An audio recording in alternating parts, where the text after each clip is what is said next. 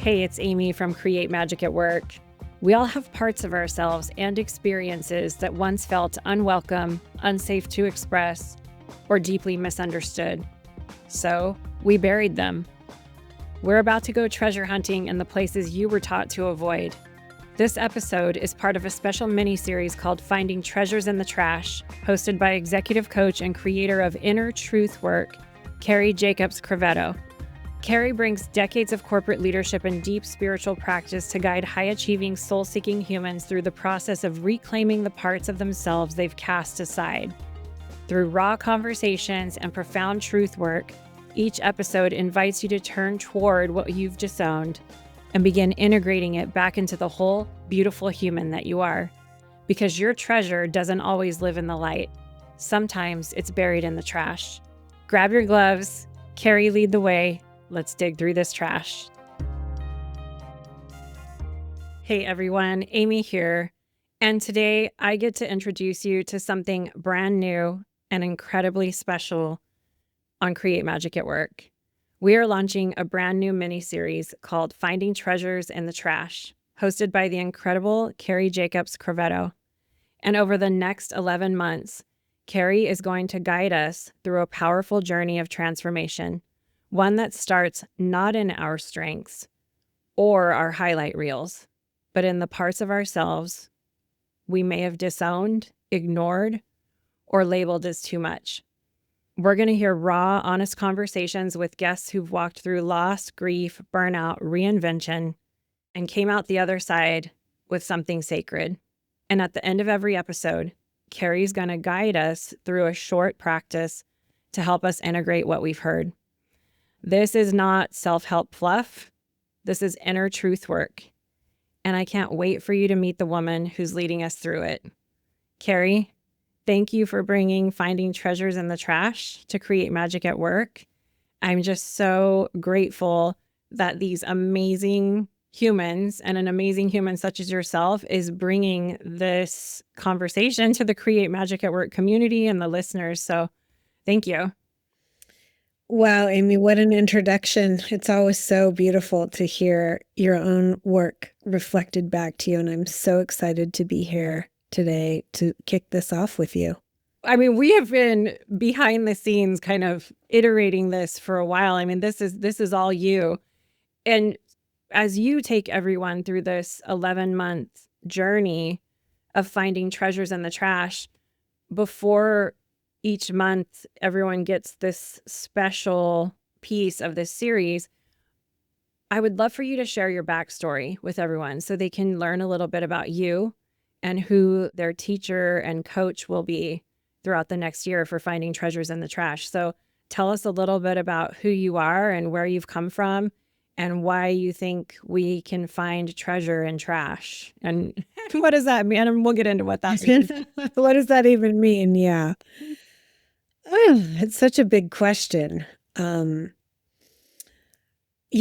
my story is one of both self-reclamation as well as dissolving of self. And I'll start kind of at the beginning because that's where it started for me. So I was born in the 60s. I was born almost 2 months early.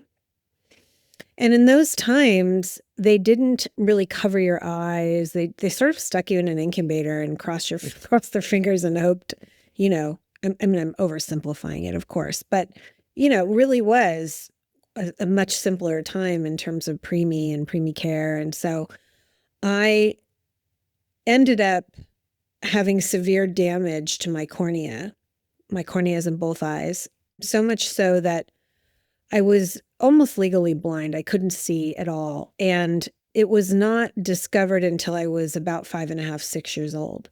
So I went through the first 5 years of my life really not being able to see. Everything looked like I was, when you open your eyes underwater, that was pretty much what I saw. And so I created this really strong connection to my sixth sense. And I remember the day that my grandfather, who happened to be an eye surgeon, which is just hilarious, right? That, it's like the cobbler has what is it? The shoe cobbler has no shoes. No one in my family figured out that I couldn't see, even though my grandfather was an eye surgeon. And when they finally got the idea that they should check my eyes, and they put these crazy, like 1960s white cat eye glasses on me at like 5.5 years old. And I turned and I looked and saw my mother's face for the first time, like in crystal clear vision. I had two responses. And I remember, this is like one of those life moments, where you just like, there's no doubt that the memory is clear and right. I remember looking at the beauty of her face and feeling all at once the joy of seeing her, but also feeling like the whole world contracted. And suddenly I was seeing through like these two eyes versus like seeing with this part of myself that up until that point had been living in more of an awakened awareness space, really. So, I'll pause there. That was sort of in the bookmarks of how I came to be and where I am now in my life. That was I think it sort of set my soul's course in many ways, that I was going to come into this world as someone who was innately feeling at a sense that had just been heightened, more heightened than maybe most. And looking back on that, it's so interesting. Obviously, those of us that believe in divine timing and in the beauty of the universe believe that that was meant to be for you. It was an awareness of your spiritual gifts and how you can reconnect with those with your physical sense of sight being restored. You kind of are an edge walker, which we talk about a lot on Create Magic Work, where you were able to connect all of these different realms together and like bridge them together. And I think it's so interesting that you're doing this with our trash now, like with the finding treasures in the trash. That's going to be a beautiful experience for everyone listening. But more about you, so everyone understands who their leader is in this journey. Tell us about your corporate success and also how your spirituality plays into that as well in your life. Yeah. So I would be remiss to not skip a major chapter before my corporate success, which is that I was also, a lot of what I talk about is soul level work or soul transformation at work, soul transformation in life. And so in addition to not having sight and having this really big sixth sense, I was also born into a family where my mom was bipolar, borderline personality disorder. She, back then, again, in the early 70s at this point, when you went to the doctor and you were a depressed woman, unfortunately, they pretty much had one protocol, and that was to put you on Valium.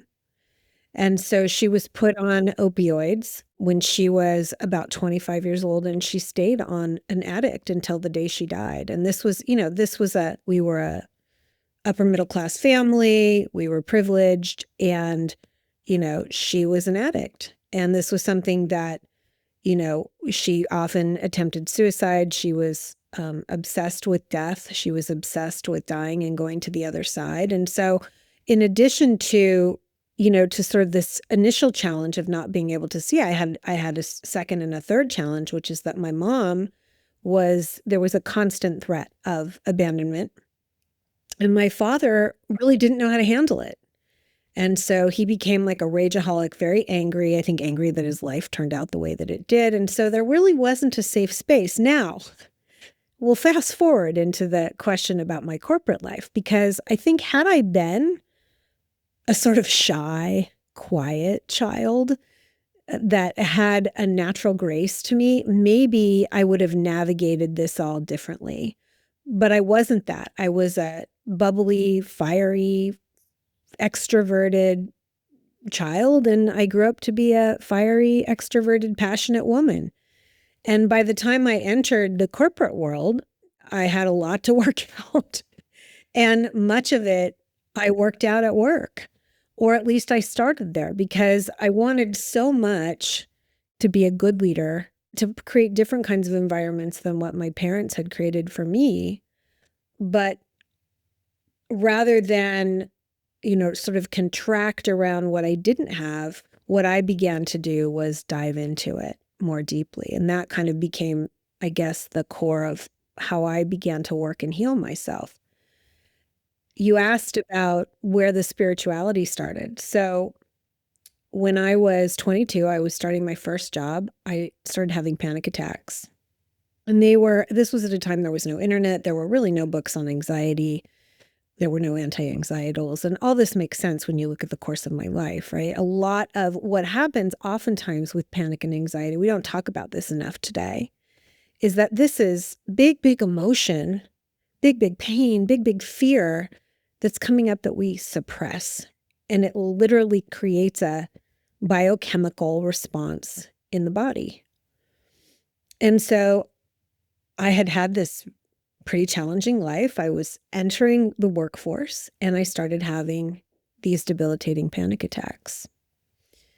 And my way through that, they had offered to put me on Valium. And of course, no way was I going to repeat the patterns of my mom. And so I just naturally started this practice of what I called looking at rainbows. Looking at rainbows can feel a little woo-woo. And partially, I named it that because I was so young when I started the practice.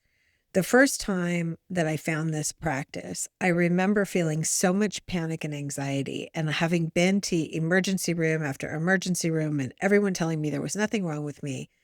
And so I just laid down on the ground and I began to feel myself drop and drop into the center of the earth. And I just followed my own intuition to keep dropping. And I closed my eyes and it got darker and darker and deeper and deeper. And as I did this, I could feel first my muscles relax and my body start to begin to relax down into the ground.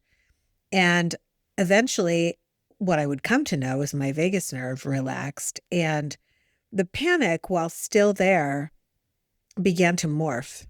And I would have visions, I would have dreams as I dropped and dropped down further and further into my body. And these dreams would often include things like rainbows or beautiful places I had been. I was creating my own biofeedback loop in some ways. And this would be the beginning of a practice for me of dropping into the present moment, of dropping into myself, of dropping into the world of integration and shadow, of inner truth, so that I could begin to integrate all the parts of myself that were living in great fear. Yeah, amazing. So your life story is incredible. You're actually writing a book that is going into a lot of it. It's like the edgy eat, pray, love before that was even a thing, I feel like. Where you went on this It's like the shadowy eat, pray, love. Yeah, there you go, the shadowy eat, pray, love. I wanna share just a little piece about that journey with everybody. Yeah. So it really does tell this part of the story that I shared with you now, but it really dives into a lot of more meta-analysis around all those different points in my life where I had a choice. And the choice was really clear. I could either disown, suppress, disregard, lean other directions away from the parts of myself that were really, really hurt and damaged and traumatized. And what the panic attacks did for me, I think, is it gave me no choice to do that. And so I learned to lean in. And I learned to lean into every part of myself where there was resistance, because for me, when I didn't, I would feel anxiety and panic in my body. So it was like I had no choice, right? And I didn't want to be medicated. It was just a choice I made.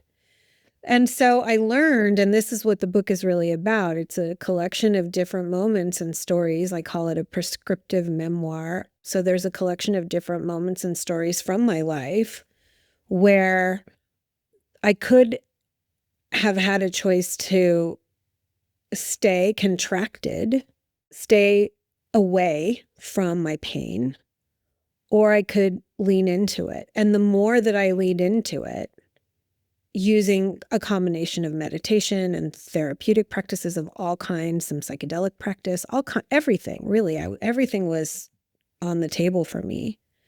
And the more that I leaned in, the more that I found freedom and release, the more I found my authentic voice, the more I found that I healed.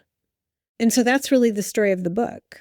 Hence finding treasures in the trash for everyone here, right?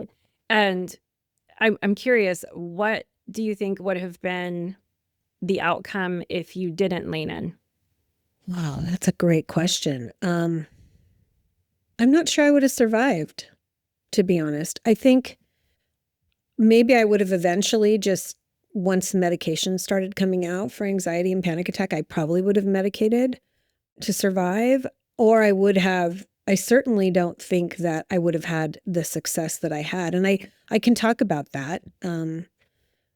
I ended up having a 30-year career in marketing. I was a chief marketing officer, and in 2019, I was named in the top 50 chief marketing officers in the world by Forbes magazine for groundbreaking innovation. I was creative and passionate, and I had that intuition working for me, so I could sort of have a lot of foresight into what consumers were going to do and how they were going to behave and how they were going to. So that made me great.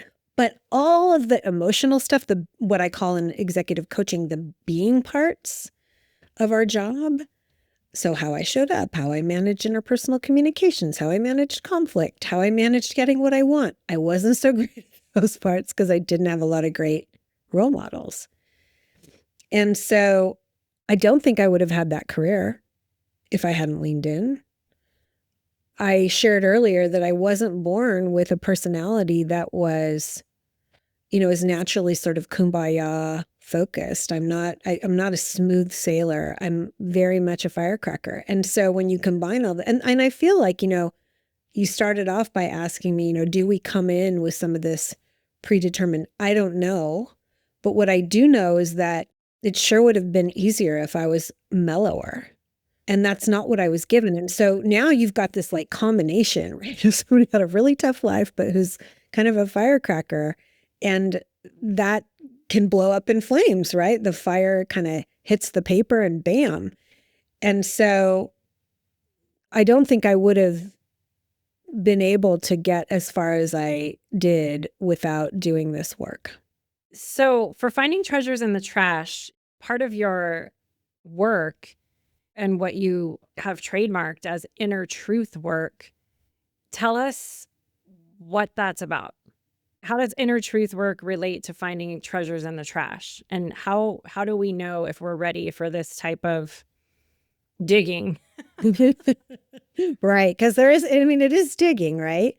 I think I'll answer your first question. Like, what is it? So I had a predominant training track, which was Buddhist-based meditation. I picked up Buddhist books when I was 15 and started reading about it then and started practicing in my late 20s. And now I'm close to 60 years old. And I spent a lifetime sitting, probably almost 7,000 hours of silence in a variety of retreats, including 3 months of silence in India. And that really became the backbone of what I work with now. And when we think of meditation, I think the kind of common parlance around it today is like you do it to de-stress or you do it to relax, right? Because we're inundated these days in ways we've never been inundated before. Like there's always a phone in our hand or AirPods in our ears to hear our messages, or, we never unplug. And so it makes sense that the world population went to meditation as a way to stress release. And in a way, that's kind of like my looking at rainbows, right? But the real purpose of meditation, in the way that I understand it, is twofold. First, it's to really discover what it means to connect with awakened awareness, which is a state that exists at all times. It's literally like an electric plug. It's on all the time. It's playing in our background. We have a birthright to connect to it, But most of the time we unplug the plug at around 2 or 3 years old.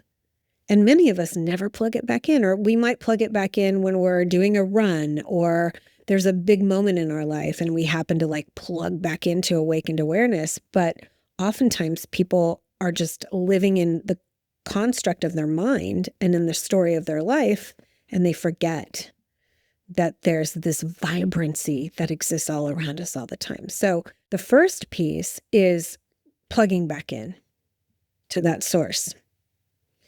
The second piece is once you do that, there's a clarity at which you can really look at yourself. And you can begin to see these areas that you've disowned, pieces of yourself that are sitting in resistance to whatever the thing is. It could be resistance to an emotion, resistance to an experience. And inner truth work is about leaning in all the way into those places of resistance to find out what's on the other side. Yeah. I like how you shared your philosophy on meditation, because I do feel like it's sort of the pop culture recommend for anybody that's going through anything at the moment. And I think half the people recommending it aren't even doing it themselves. I'm being such a brat right now. But like, I just feel like it's kind of this like cookie cutter, like, oh, something's wrong. Like you're stressed out. Go meditate, go breathe. And the way that you're sharing the deeper piece behind what you're doing and what you're calling meditation, I think is really helpful for everyone.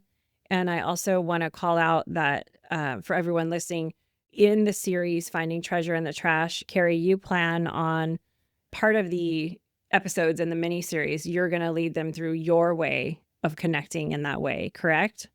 Correct. So each episode, I'll do sort of a little, 10 to 15 minute talk. I will either interview a guest or I'll elongate a talk. And then at the end of that, we'll be doing a meditation together. And the idea behind that is to really sit and cement in what was shared in the podcast in a different way, where we're plugging into that awakened awareness. And so we're not hearing it just from the mind, but we're really hearing it from this vibrant clarity, a place where we can take it into our body and our mind and our soul in a deeper way. That's so important. And I honor you for doing that, because a lot of us, those of us, I should say, that see coaches, therapists, friends, and we're verbal processing, maybe something we're going through. And, all these words come out. There has to be, and these episodes of this miniseries are going to be so powerful for everyone. There has to be a space to cleanse the energy of what has been verbally processed. You can't just have these beautiful conversations, especially about finding treasures in the trash, and then kind of like walk away with leaving all of this there. So it's really going to help shift everyone listening in this it's almost like a magical ritual way that you're going to lead everyone through that. And I just think that's I just want to call that out for everyone that's going to be going through the experience for the next 11 episodes and next 11 months. You're going to be with us for a year. So thank you for pointing that out, Amy, because the last thing, as I was thinking about doing a podcast, like the last thing I feel like we need is more stuff to cram into our minds. I mean, it is like crazy, right? But I really think people crave the sacred. Even when they don't know it, they crave the sacred. And our way of doing it is just like we handle craving food, right? We just keep putting things in our mouth, but we don't stop to actually allow ourselves to metabolize information. And so much of the work that I do and the work that I do with my private clients and the work that I do with my meditation students is about metabolizing it into the soul, metabolizing it into the somatic space, so that we can really tap into change, honestly. At the end of the day, for me, this was about becoming a good person. This was about trying hard not to push people the wrong way. I wanted to be loved. And probably it stemmed from a really big desire to be loved and liked. But it just so happened that in the process of trying to be loved and liked, I made it a whole lot easier for the people around me to love and like me. And I think fundamentally, it's kind of what we all want, is to be valued, to feel worthy, to feel abundant in love and in being liked. Yeah. So a big part of finding treasures in the trash and the work that you do that you call inner truth work is about people realizing they've pushed parts of themselves away, maybe inside them, or maybe they're beginning to notice parts of themselves they've disowned. It's also a call to those of us that are feeling that flicker of recognition that we've disowned some parts of ourselves to maybe even be the people pleaser, like you were talking about. It's a call to stop abandoning ourselves. So what would you say to everyone listening in this moment about what this is going to look like? What would you say to them? What would you offer to them? You say something that's so important, Amy, which is sometimes we don't even know we've done it.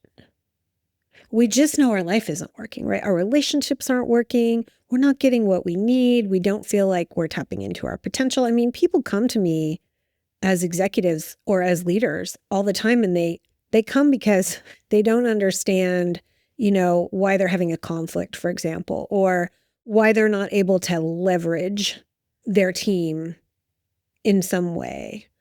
And it's a pretty short distance from that goal into opening up for people.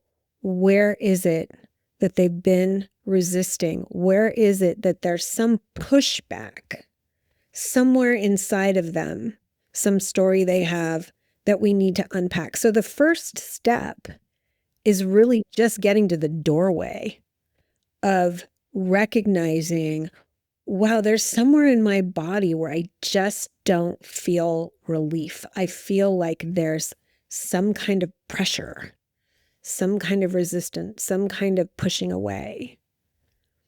So it takes a while for some people come and they're ready. Other people, it takes us a while. And part of what this podcast will look at is those moments, right, when people realize they're in resistance to some parts of themselves or some experience of life. And in that, they disown or get rid of some piece or part because they can't stand the resistance. And so that's step one. And that is what I call a moment of truth, right? We're kind of lying to ourselves when we sit in resistance, but we're not actually aware that we're sitting in resistance to something. So that first moment of truth, that's like the moment we know we've got something to work with. That's super exciting, right? And then we can look at, sometimes it's going back to story of origin. Sometimes it's going back to trauma. Sometimes it's just looking like, okay, where can we start right here, right now? What's something that we can change in this moment about how you're relating to a piece of yourself that you've pushed away?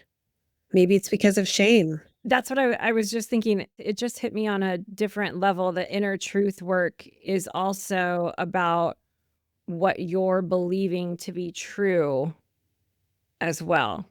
And almost like we live in some truths that we're living that we don't even recognize.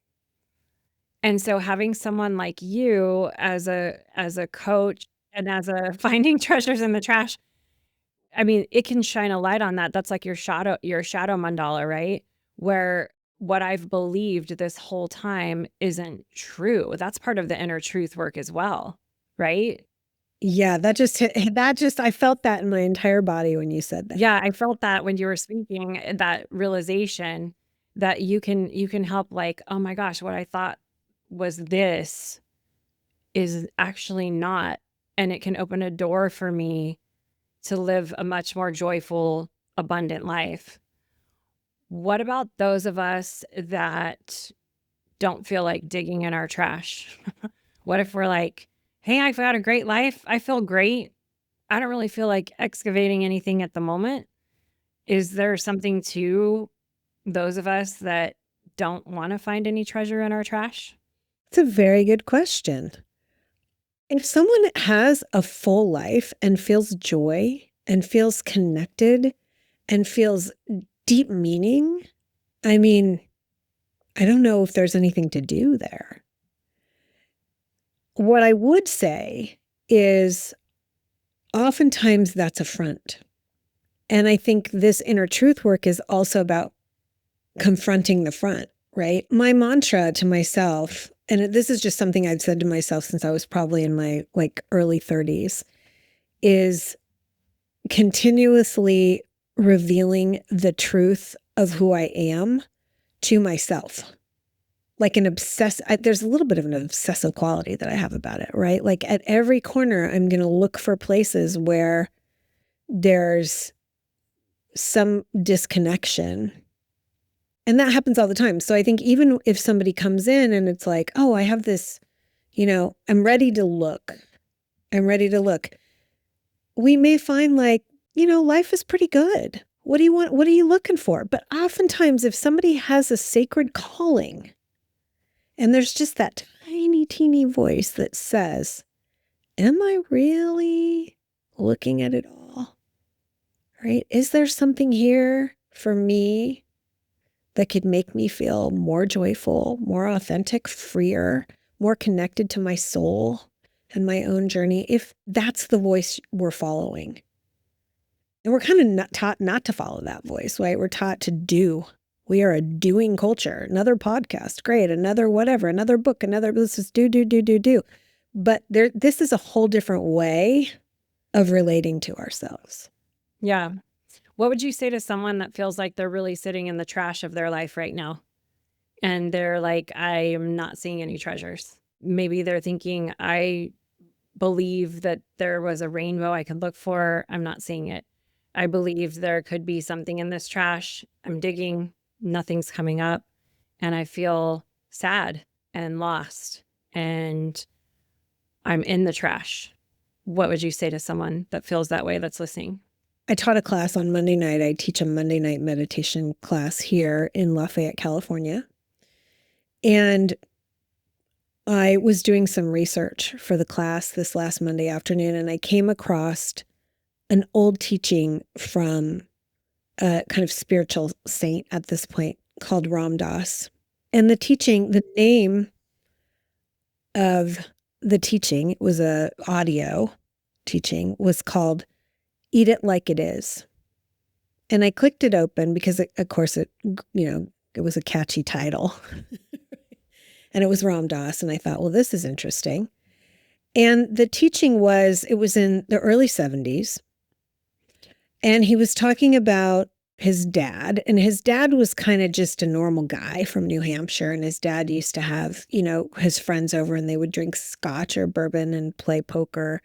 And one of his dad's friends owned an Italian restaurant. He was this kind of gruff Italian guy.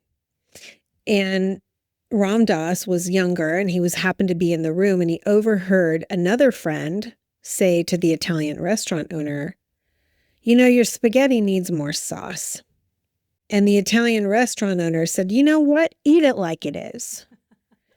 And in that, Ram Dass had this spontaneous teaching come out of him, which is love it as it is. And he went on in this teaching to share that at that time in the world, you could almost carbon copy it to today. There was so much happening. There were wars happening. Ayatollah Khomeini was a big threat. There was children in Ethiopia and Africa were dying 1 every 2 seconds. How can you love even that as it is? So part of this is not, I do not teach, and if you know me, I'm not a particularly woo-woo teacher. This is not about covering stuff over. This is not about pretending that I can sit here in California in a nice home and with all the privileges that I've been given and look out at the world and say, okay, everybody's trash should just be turned into a treasure. It's not about that. But it is about living a deeply human life. And even through the muck, even through the pain, there will always be a path to something, to some treasure, even if you can love it like it is that much harder. On the other side of it, I promise you there's something. Amazing. I think you really just solidified what you want listeners to feel through this series. Truly, with that statement. Amazing. I want to use your magical gift of foresight with everything that you've experienced in your life. What can you sense but not yet see for everyone listening to Finding Treasure in the Trash over the next year? I hope people will feel inspired to see their own inner truth, to find courage and bravery. The name of my company is Brave Directions, because this is not work for people lacking courage. It's hard work. But I do believe that when you put these practices and hear people's stories of how they've put these practices down in place, I'm hoping truly that it will be a soul calling for people to stop so much doing, to lean into being, and to really surfacing the parts of themselves that they're scared of or that make them uncomfortable, bring them back into the fold, metabolize, integrate them, and see what happens with their life. Love it. And so, Cari, you're going to be bringing so many amazing, cool guests to the series as well, which is a huge resource for the Create Magic at Work listeners and community. Any final thoughts for finding treasures in the trash before we ask everyone to grab their gloves and take a dive with us? We're going to go dumpster diving. You know, it's funny. I had a very treasured aunt. I write about her in my book. And she was highly destabilized by life and ended up, much like my mom, on drugs for different reasons. And she was living in the streets of San Francisco. And every holiday, we weren't sure if she was going to show up or not. But inevitably, the door would fly open and in would walk my aunt in some crazy outfit or like a big, huge purple velvet cape. And of course, I was like in my teens and I would say, Auntie, where'd you get that? And she'd said, you know what? I found it in the dumpster behind the Macy's in San Francisco in Union Square. Love it. I just got the chills. And so I kind of feel like I feel like, you never know what you're going to get. Maybe you'll get a big velvet purple cape, metaphorically, that will change your life. Amazing.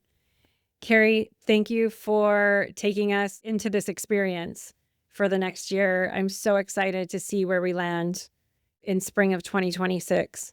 And for everyone listening, stay tuned and follow along with Finding Treasures in the Trash. And my hope is that we all find an amazing treasure in our trash throughout this series.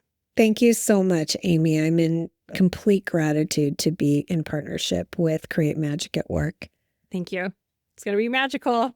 Buckle up, everybody.